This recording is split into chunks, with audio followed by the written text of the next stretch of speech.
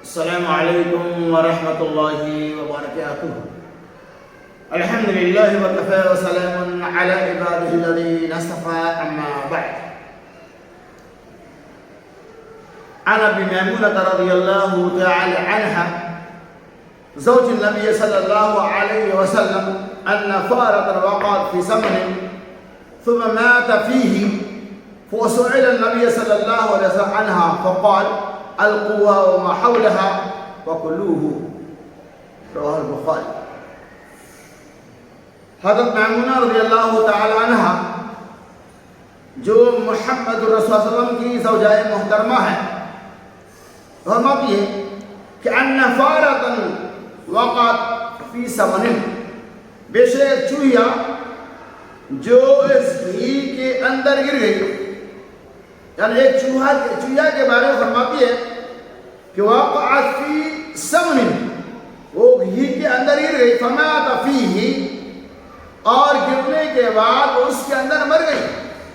فسئل النبی صلی اللہ علیہ وسلم، اللہ کے رسول صلی اللہ علیہ وسلم سے اس کے بارے میں سوال کیا گیا، فقال القوا وما حولها، آپ نے ہمیں اسے نکال پھینکو اور اس کے ارد گرد کے گھی کو بھی، وَكُلُوهُ، اور بس ان سے کھا لو۔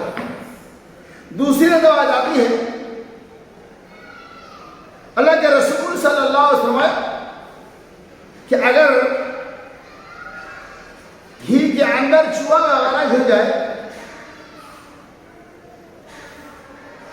اور وہ گھی منجمد ہے، تو ایسی صورتحال میں وہ حصہ جہاں چوہا گرا ہے اس کو نکال کر پھینک دیں گے، اور بقیہ حصہ کو اگر چاہے تو کھا سکتے ہیں۔ لیکن اگر گھی منجمد کے بجائے، یعنی گھی گھٹ نہیں ہے بلکہ سیل گھی ہے، تیرتا ہوا گھی ہے یا پانی والا گھی ہے، آپ سب ایسے گھی کے اندر اگر چوہا یا چوہا گر جائے تو اس گھی کا کھانا حرام ہے، اس کو پورا پھینکنا پڑے گا۔ ان دونوں حدیث بات سے پتہ ہی چلا کہ اگر کسی گھی میں چوہا وغیرہ گر جائے اور گھی منجمد ہے تو اس کے حصہ کو اور اس کے آزو بازو والے حصے کو، ان کے پروجوار کے حصے کو نکال کر پھینک دیں گے اور اس کو کھا لیں گے۔ لیکن گھی اگر منجمد نہیں، گھٹ گھی نہیں ہے، پانی والا گھی ہے، تیرتا ہوا گھی ہے، اس کا کھانا حرام ہے۔ اس حدیث سے پتہ ہی چلا کہ گھی چوہا کے گر جانے کی وجہ سے کوئی سامان مکمل طور پہ حرام نہیں ہو جاتا ہے۔